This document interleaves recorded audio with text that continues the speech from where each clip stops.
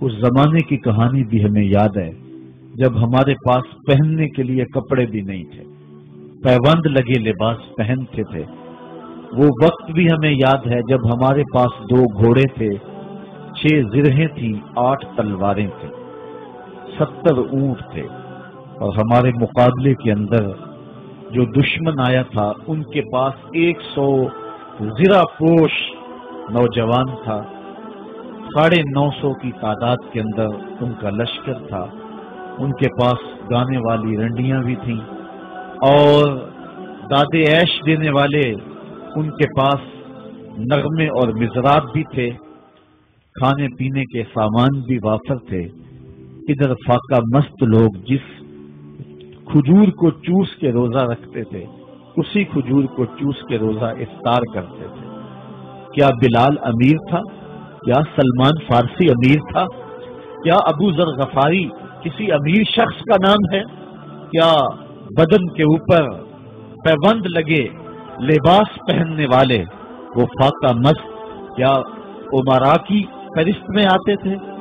ہمیں تو وہ کہانی بھی اسلام کی غربت کی یاد آتی ہے کہ جب احد کے اندر 70 شہیدوں کے لاشیں پڑے ہوئے ہیں تو حضرت صفیہ حضور کی پھپھی اپنے بھائی حمزہ کے لیے 2 چادریں لے کر کے کفن کی آتی ہے، تو حضور علیہ السلام نے فرمایا کہ جس قبر میں حمزہ کو دفن کیا جائے اسی قبر میں مصعب بن عمیر کو بھی کفن دیا جائے اور دفن کیا جائے، اور کہا میرے چچا کے لیے اس کی جو بہن میری پھپھو جو 2 چادریں لے آئی ہے، کہا 1 چادر ہم مصعب بن عمیر کو دیں۔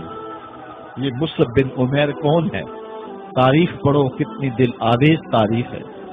مکے میں ایک امیر ترین خاتون ہے جس کے بیٹے کا نام مصعب ہے، اور وہ اپنے بیٹے کو اتنا خوبصورت لباس پہناتی ہے اور اتنے خوبصورت خوشبو اور عطر اس کو لگاتی ہے کہ مصعب بن عمیر جن گلیوں سے گزرتے تھے دیر تک وہ گلیاں مہکتی رہتی تھی۔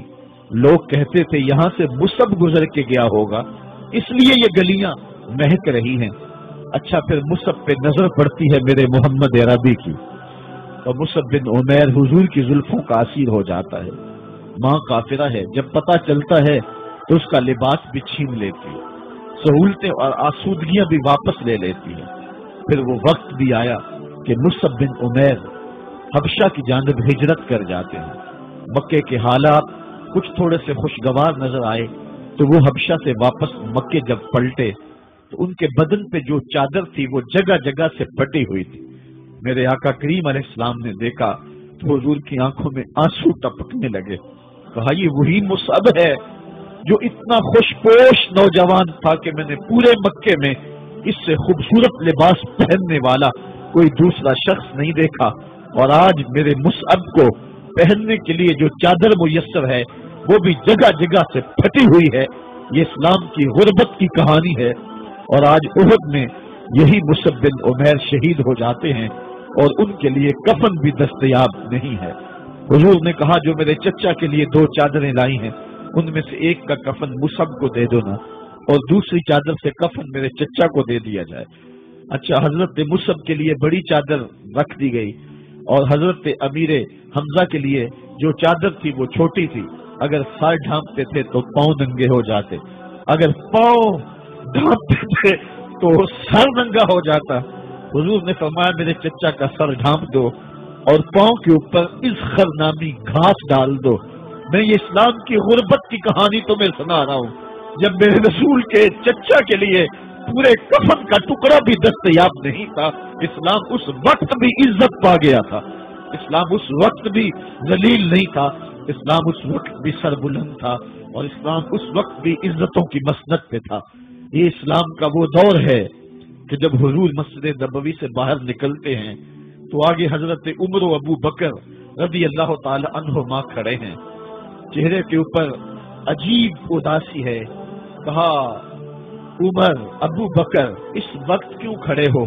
عرض کی حضور بھوک نے گھر میں ٹکنے نہیں دیا، ہم نے چاہا حضور کا چہرہ دیکھ لیں تو کچھ پیاس بجھ جائے، کچھ بھوک مٹ جائے۔ حضور نے فرمایا میرا حال بھی یہی ہے، جس چیز نے تجھے گھروں سے نکالا ہے وہی چیز مجھے گھر سے نکال لائی ہے۔ چلتے ہوئے حضرت ابو ایوب انصاری کے گھر کے قریب سے گزرے.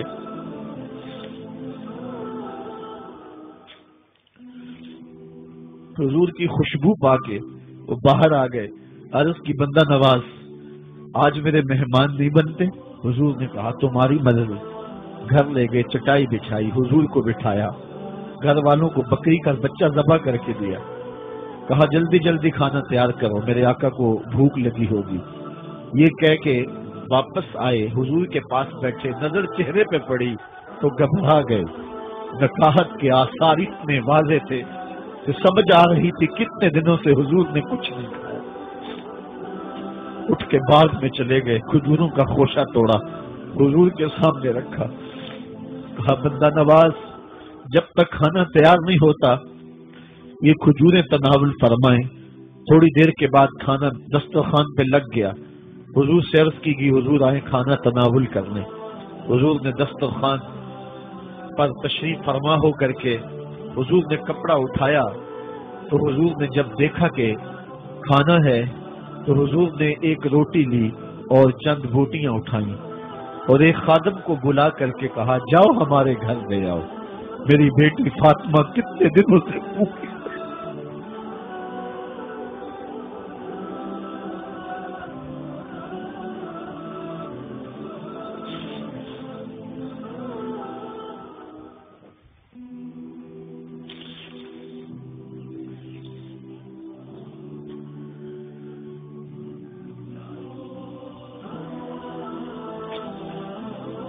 کہا جاؤ ہمارے گھر لے آؤ, میری فاطمہ کتنے دنوں سے بھوکی بیٹھی ہوئی.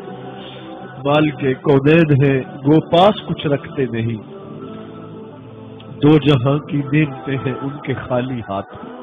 آفاق کے ہر ہر گوشے میں قرآن سنا کر دم لینا,